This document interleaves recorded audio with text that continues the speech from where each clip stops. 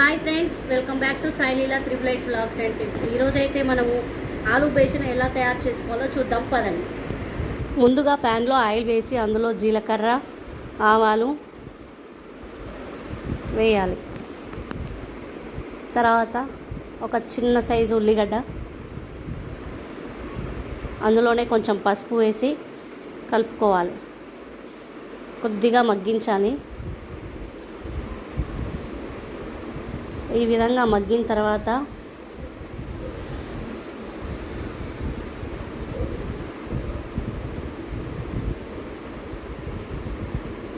ఆలుగడ్డల్ని కూడా వేసుకుందాం. ఇప్పుడైతే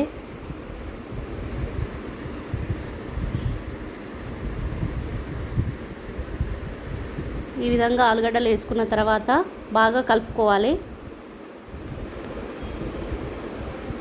ఈ విధంగా కలుపుకొని కొద్దిసేపు మూత పెట్టుకొని మగ్గించుకుందాం.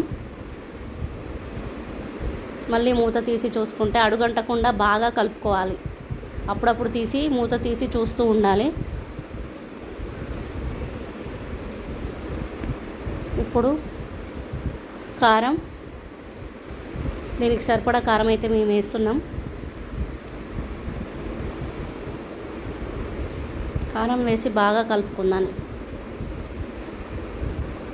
ఇప్పుడు కాస్త ఉప్పు,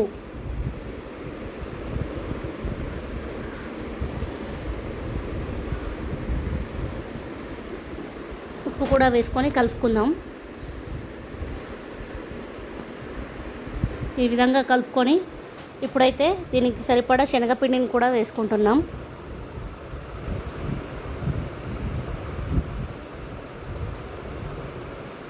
శనగపిండి అయితే వాసన పోయే వరకు, పచ్చి వాసన పోయేంత వరకు బాగా కలుపుకోవాలి. మళ్ళీ మూత పెట్టుకోవద్దండి. మూత పెట్టుకుంటే మళ్ళా దగ్గరికి అవుతుంది కూర, పొడి పొడిగా రాదు, ముద్ద ముద్దలా అవుతుంది. ఓకే అండి, బేషన్ రెడీ. ఇలా పొడి పొడిగా ఉండాలి. ఇప్పుడు ఒక బౌల్లోకి సర్వ్ చేసుకుందాం. ఓకే అండి, ఆలుగడ్డ బేషన్ అయితే రెడీ. బాయ్.